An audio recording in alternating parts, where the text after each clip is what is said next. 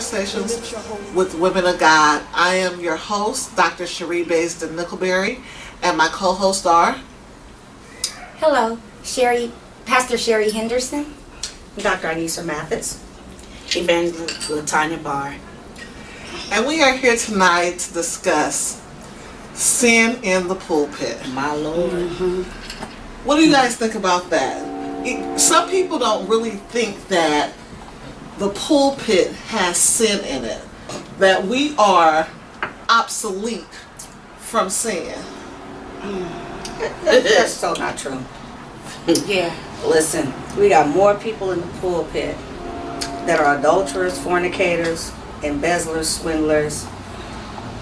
I'm gonna leave that part alone. Liars and cheats, drinkers and smokers, get high before they come to the pulpit. I mean, the list goes on. And I mean, but they can preach the house down. I mean, I know some folks that can preach and make the blind person able to see, but they don't have a relationship with God. I mean, we see this all the time, but we have spent so much time covering. You know, it's okay. That's the pastor. That's the man of God. That's the woman of God. We just prayed him through. You know, everybody has faults and everybody has issues, but when it comes to ministry, when it comes to the mantle of ministry, we all have a responsibility. Amen. And I think one of the things, let's just say it like this: we don't have an Ananias and Sapphira experience, meaning that we hide behind our sins and no one doesn't care, and they don't have the discernment that we need to say, hey, you're wrong, or we don't want to rock the boat, so to speak. If I say this about the man of God or woman of God, then people are going to come at me, and people do come for people. People have been threatened. People have been threatened to be killed. People have been threatened with drugs. You'd be surprised at what some of the saints do, especially in leadership.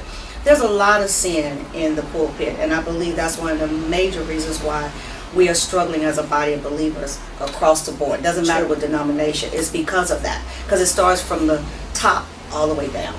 You're exactly right. And I think that the people of God want to close their eyes to what the people in the pulpit try to hide. They want to pretend like we are Jesus and we can't walk on water, instead of believing that we are human and we have the same issues that they have. Amen. Right. This is true. We fall short just like they do. Every day. Absolutely. Every day. And I think also that they criticize us harder. You know, I do know that we do have a different standard, but y'all, sometimes they hard on the man and woman of God. Just because. I think that there's a difference between spirituality and religion. There is. Because you religiously brush your teeth every day. That don't make you have a relationship with that toothbrush. That's right. That's right. So I think that, That's a good like analogy. you said, that people can pray a blind man to see. They have worked on their religion so much that they forget their relationship with God. Well, you also have to remember, Pastor, that the gifts come without repentance. Amen. So, you know, it's one thing to be gifted and a whole nother thing to be anointed. Amen. Right. Amen. That part. Amen. That's the part.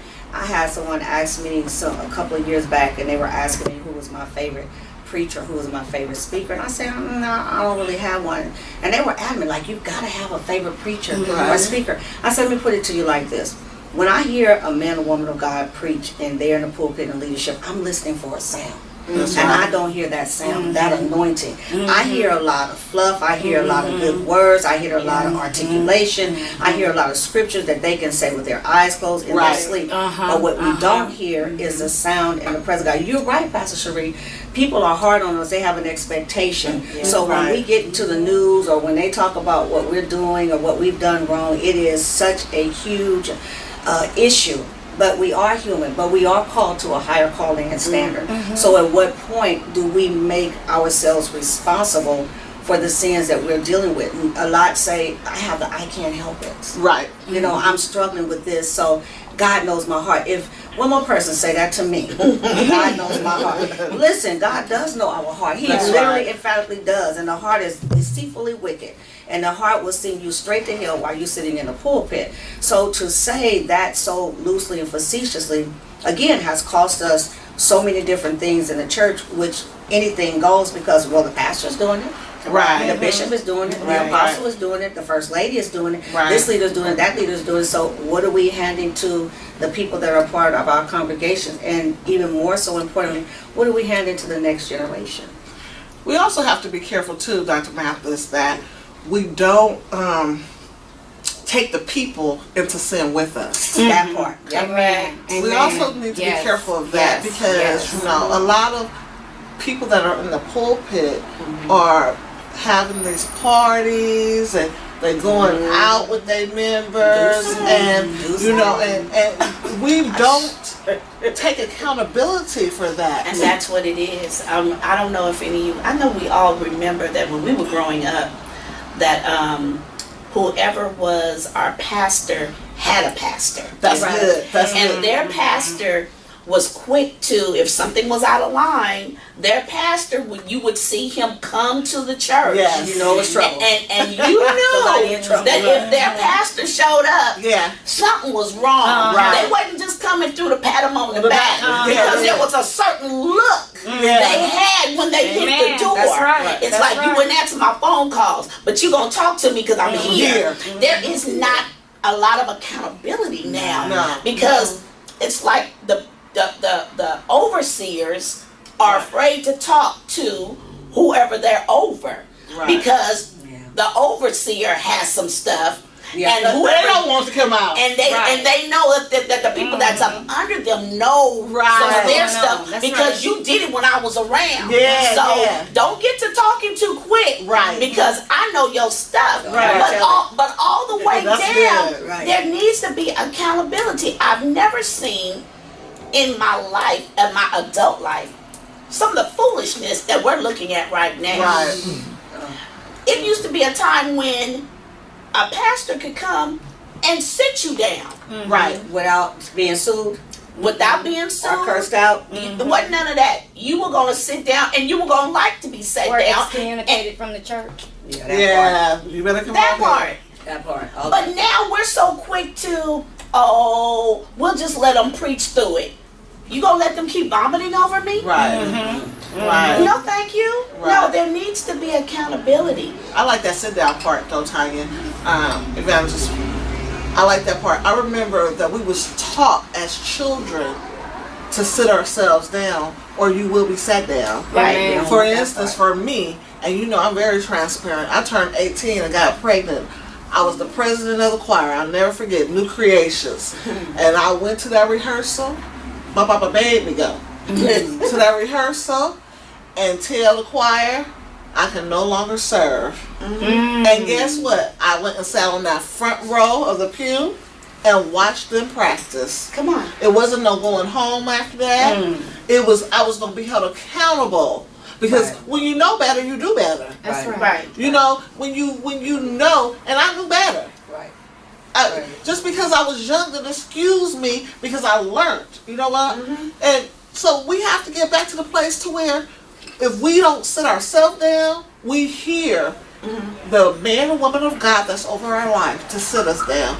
Because if not, we spread that stuff over the congregation. And how about the man or woman of God who tries to sit down and the person up under them That's or good, too. over them tell them, no, it's okay. That's when you go, no, I'm going to sit down. Right. And I'm going to have somebody come in Right. and minister to my people so I can get myself together also. Right. Because what sense does it make for you to get up and vomit? Right. But you know, I want to go back to what Pastor Sheree was saying earlier when we talk about whatever we are, the people are always as their leaders. And one of the things that we forget to think about is that, one, we're more spirit than we are flesh, because God is a spirit being. So this flesh houses who we really are, the authentic who we Yeah, are. that's good, Dr. Authenticity of who we are. Matthis. But then when we are preaching, when we are teaching, when we are singing, when we are talking, whatever we are from the pulpit in that sin, it goes out to the people. Then you Yes. find people committing adultery that we're never thinking about. Right. You find people The fornicating that we're never It's thinking the about that. You spirit. find Right. people with issues with pornography, with masturbation, with, yes, come on, I'm serious now, so I Yeah. want to talk about this. Yeah. People that lie, that steal, cheat, people start cursing folks out, people go back to drinking, and all of that comes from the pulpit. I remember when, and I'm like Pastor Sheree being very transparent, I remember in the middle of I was midway through ministry. I was in my early 30s. I showed up for church every Sunday. And I preached whenever it was my time to preach. I was at the altar every Sunday. And every Sunday, I came in drunk. And every Sunday, I went home and drank. Because I was married to a man who was off the hook. And that was my only way to survive. Do you think the leadership sat me down? Absolutely not. Do you think they told me that I should sit down? Absolutely not. And when I wanted to sit down, it was like, that. Come on, you can do this. You're going to be all right. You're going to pass. And I'm looking out at people who really need something. It was a real hard learning season because no matter what, it didn't matter that I showed up with the robe on. It didn't matter that I showed up to pray for folks. I was in sin from the pulpit. Right. And nobody thought enough or had enough discernment to say, this is not okay. Right. That taught me a very great lesson, but it also took me back to my roots because they would sit you down. I remember my mother getting remarried and the pastor sat her down right when she was getting up to sing in the choir. You know, you're going to be singing, take that robe off and sit down. She took the robe off and sat down. So we have this and we forget the fact that just because we hide it in the fleshly realm doesn't mean that it's not showing up in the spirit realm. And that's where we have the issue. People be literally about to lose their mind. I don't know what happened to me. I don't know what's wrong. And look at your leader. That's good. It used to be a thing called your slip is showing. Oh, your slip. You know, you ought to be able to walk up to somebody, and I'm not talking about just outright clowning people. Right. Now, there are a few that needs a little clowning session. Don't get in the clown session. Don't get me wrong. Yeah. You get your red nose and you come in there with your thing and say, it's on. But you know, I'm talking about the people that you take them to the side. Right. And you say, excuse me. Your slip is showing, and when they get that look, then that opens up the conversation, right? And then you can talk. You know, you can talk to them. But we're in a time in a season where you can't tell nobody nothing unless you want to fight. Yeah, and it's like let me ask this. So we're up here and we're talking about sin in the pulpit. What do you think about the fact that so many people before us, we have lost a generation. And this generation feels like we're hypocrites. Yeah. Let's just be honest. Right, that's good. They don't see the deliverance in the church. So then they wonder, I don't want to go and play church. Right.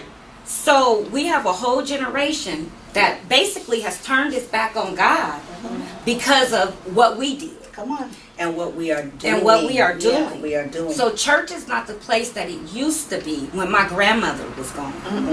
It's not that same place. It used to be a place to get away. It used to be a place of reprievement with our civil rights. It used to be a place where we went to for healing. That's what I was It's not that place anymore. No, it's not the same place that it used to be when I was a child. I need you, Jesus. Amen. At the altar. Amen. Just Amen. giving God just everything. Just laying it all out. Not leaving. You know, people take that word Terry for not what it means. That's right. You know, That's right. We need to go back to where we just lay on the altar and give it all to God. They're not doing it that. Matter of fact, church is being rushed now. Oh, That's a cattle herd. It is. Move, go up, get somebody lay hands on your head, go back to your seat. Don't care if you've been delivered. Don't know what you came up here for. We don't care. But we have to hurry up. But we will take an eon to get that offering. Yeah. Oh, that third you offering. better say it. That second offering. That benevolence. The benevolent offering. Whatever other offering. Pastor's offering. Birthday offering. Yeah. Whatever all offering. the different all the offerings. Yes. Because that's what we become. But we are not concerned about the generation. You all know that we could never run in the pulpit. We could never play in church. We could never talk when people are being delivered and demons are being slayed out. But now you see people out on their phones, not just the kids. I went to a church a couple of years ago where they was having some kind of anniversary. That in and of itself was interesting. That's for a whole nother conversation. But the people where we were sitting, can I tell y'all that they never paid attention to anything that was going on that service? They were on cell phones, tablets. One lady was over here gossiping about somebody else, and somebody else was arguing, and the kids was running around turning cartwheels, and my grandchildren was looking like, what in the world? Because we don't do that. And nevertheless, everything in the pulpit was still happening. But when you have sin in the pulpit, it resonates out to the entire congregation, but also to the entire community. Because you have our generation that see the pastor or the man or woman of God coming in and out of the hotel. Right. You see that this generation sees that man or woman of God, that leader that buys the drugs from their friend or from their Exactly. That's they it. see That's this it. stuff, and then they get up and they preach and they lay hands on folks, but then they go home and they curse out their spouse, beat her up, and she beat him up, whatever. I mean, it starts at home, because it goes back, like you said, it's a difference between religion and relationship. Right. People don't have a relationship with God because we have taken on the world system when we never should have. The world system should take on what we bring as a church. Because church has become a business. Yes, It's it a has. huge It's business. become a Big business. It's a job. Right. Yeah, and it better be Now, you know 100 where I plus K a think- year. I think where a lot of our things went wrong was when the cliche come as you are. Right. Yes. I believe that was the downfall of a lot of it. Yeah. Now, that did not mean Come on. literally what they were saying. Right. You know, and it literally sent a generation into, A frenzy.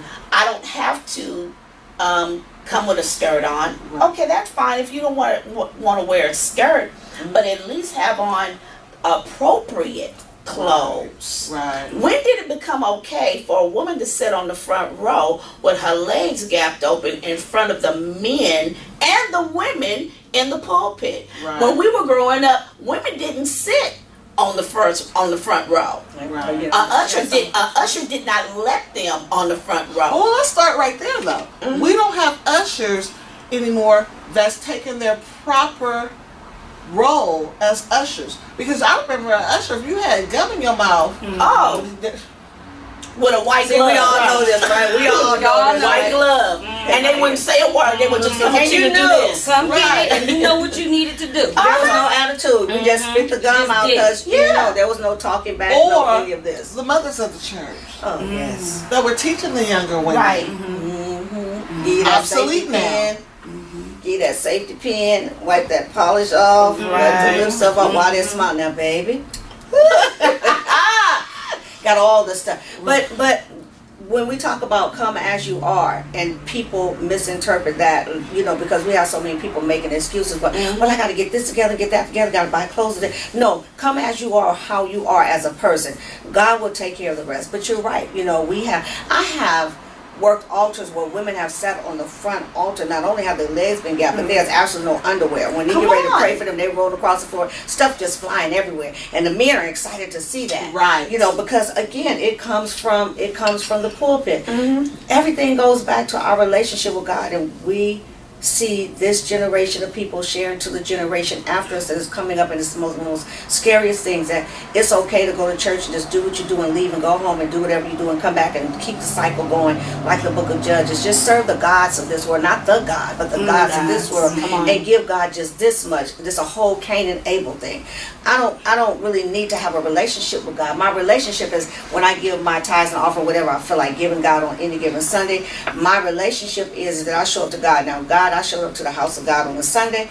It is actually not only a business, but it is a social club. Right. On a Sunday. Yeah. Let's see what you got on. Let's see what you got on. Let's see who can preach the hardest. Blah, blah, I'm blah, gonna go blah, blah. hang with my clique because these is the people that's giving the most tithes, and they gonna run the church And anyway. we're going to eat after. Right. Not the rest of y'all, just Yes. us. Right. It's the click.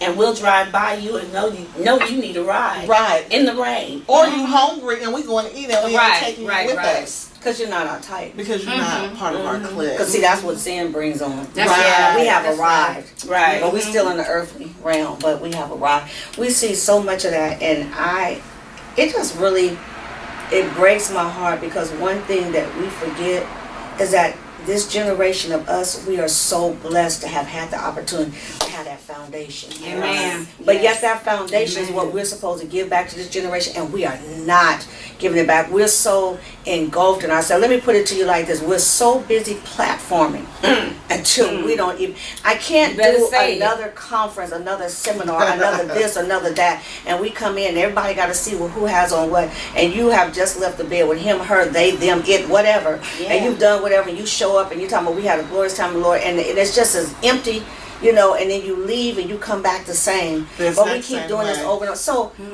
when is it that we are going to come to a place that we're really delivered and different? Not until we come out of sin. And again, It starts at the pulpit. You can go online and you can buy you a first class ticket to a storefront church or whatever building you want. Say this is my certificate right here. I'm a pastor. This, that, and there is no overseer. There is no person over you. I am it. No nobody tell me nothing to do. God tell me, and I listen to God when I get ready. Right. But I'm still living how I want to. And that's why we have so many independent churches now, and so many people, is because they don't want a covering. They don't want to have nobody to be accountable to. Exactly. They don't want. They got so many don't wants, so they will go online. They will get them a little ordination piece of paper, and that's what they call it, a little piece of paper, to be able to do what I want to do. I've never seen so much of that. You just started preaching. Weren't you an usher last week? And now you're a bishop. Right. Apostle. You just and now you got a preacher's collar and Right. you got a A different briefcase. color preacher's collar. Right, now you the bishop, and it's like, weren't you just Yeah. You just got saved 5 minutes ago. 2.5? And you don't, and then on top of all that, Yeah. you can't help no one. Right. You can't pray for no one, Right. because you haven't gone through the proper God steps Come on now. to get where you need to go. That's it. You're going through the worldly way. You're going through the internet, Right. but you haven't taken the proper God steps Right. to be elevated. Exactly. I'd rather do it God's way, Amen. and go through the proper channels In His perfect instead of going through your channel Right. and be clowned or embarrassed, because you will get embarrassed by God. Yes, you He will. will embarrass you. He will pull Man, the that's covers the worst. right from over you. That's You know, That's it's like, go embarrassing. through the proper channels. Right. Do what you gotta do. Don't let nobody, oh, you can sing, you ought to be over the choir. You can't sing. I'm You good. can't sing. I'm good. You know what? You did a great thing. You ought to, you've been called to preach. What the parking lot prophets. Parking lot prophets. You know, it's those like ones. it's like go through the proper steps. Well, you know, the proper steps calls for the anointing. Come on. Which the anointing Amen. calls Amen. for Amen. some stuff. Right. And I'm saying it lightly. You're going to go through something. Right. Amen. You're going to go through something. We can't just overnight All right. anoint ourselves. Right. And say, this is... We have to get to the place to where we let God do it, and we do need to go through the proper channels. We got to get to the place to where we are held accountable to someone. We have to get to the place to where we'll sit down and be an Indian and don't always have to be a chief. Right. Come on. We can serve and not always have to Come lead. on. Right. We have to get to the place to where we have a spirit of humility. Yes. And not a spirit of manipulation.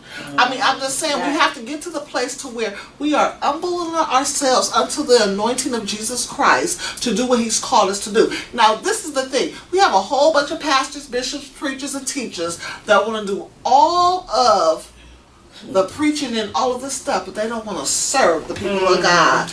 I ain't never seen Come so on. many people that won't go in the houses and pray for bereaved families That's right. no more. That's right. Bereaved That's families Go is to the right. hospital. That's right, Amen. or the convalescent hospital. Feed the Go serve community. communion. Right. Come on. What happened to those days? You know what I'm saying? We have to get back to that stuff because that's what God has called us to do. We have to get back to Acts.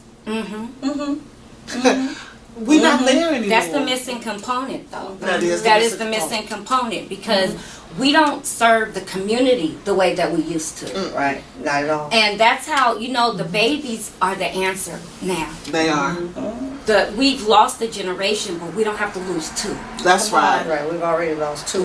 We don't need to lose the yeah, next we don't 2. use to. Right. We can get the babies while they're young and bring them up in the way that they should go. Because we failed to do that.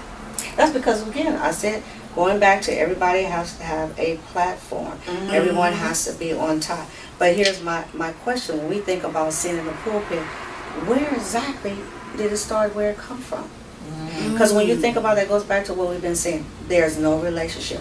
God requires relationship. And there are many people that are in the pulpit that have no business being there. They're just straight hirelings, and yes, I'm going to say it, and straight pimps. Right. Straight pimpets. Yes, I have to say that. Yes, Lord. Because this is what we have, Okay. because it's a business. It is. How many people can I get to be under me? Because that makes me feel good. It makes me feel important. how much money can I get because I need to buy this, that, and the other. How many cars can you drive at one time? Right. How many houses can you live in at one time? Right. How many trips can you take in 1 year? That's right. And how many jets do you need to get you so you can go and preach to the people? Can you get your behind on an air flight like everyone else? And Right. here's the But see, thing. you start to have all of that, so then it goes back, like you said, we're not serving the community. Nope. I couldn't, in my right mind, be a leader in my community, and I'm sitting at the house on top of the hill, and the people don't have lights, Come or they don't on. have food, or Come they're on now. catching Come the on bus now. to come so they Yes. can hear whatever God is giving me to Right, say. right. But yet I'm not concerned about that. I cannot. So that when you do not have a relationship with God, you care nothing about what happens with the people. No. It's been raining. I've caught 3 buses to come here, Pastor, to see you, man of God, woman of God. You didn't even think enough, and you don't have enough discernment, if you have any left, to see that I'm struggling. And I'm about to be put out any day now. Right. And you got space, but you don't want to have anyone in my house because I don't want those spirits. I mean, this is all kind of stuff. But when you don't have a relationship with God, you are going to have sin in the camp, and you're going to have sin in the pulpit. And the sin can be simple as something that I refuse to forgive or I refuse to serve the people. You better come on. Because in order for you to be a great leader in a pulpit, you have to be a great follower. You have to be a great servant. You have to be a great connectivity with the people. Have a pastor's heart. Do we Right. even say that That's anymore? right. No, Right. Do we even say that anymore? No, that's good. Is that old now? Is that old school? They be like, you say what? I We got have to her bring heart. that What is back. that? Right. That's And then right. we have those that are really trying to do that, and they're the ones that are passed over. Right. Because Right. because they Right. get talked about. Oh, you just a punk. What? Dark. You know, and dark. You ain't got this dark. And it's like, but here's a man of God who works every day and will help his people. Right. And because he's doing it God's way, because he is sent by God to this congregation, they're the ones that suffer behind the other jokers, the pimps, that are riding around. You know, you living off your people. You living off their backs. That's right. So That's let me right. ask y'all Robbery. this. Robbery. Let me Right. ask y'all this. So, can the real people that serve God's people stand up? That's what I'm saying. That part right Yeah. there. Can the real Yeah. people? Right. Yeah. So that's what I want to end with today, is that I want to challenge all of the pastors, preachers, bishops, apostles, leaders in full to stand up and be counted and be a servant just as well as you want to be a leader. Absolutely. Amen. Do what God has called you to do and be the best that you can be. Right. Remember that saying? Right. Be the best that you can be. I challenge all of the clergy in 2019 to be the best. And don't let sin Right. be in your pulpit. Amen. I'm Dr. Sheree Baisden-Nickleberry, the host of Conversations with Women of God, and my co-hosts are Pastor Sherrie Henderson. Dr. Inecir Matthis. Evangelist Tanya Barr. and we love you, and we'll see you next time. If you liked us, please go on our Facebook page, Conversations with Women of God. Yes. You'll be able to see all of us there and our show. God bless you, and we love you. Good night. Good night. Bye. We bless you. We lift your holy name.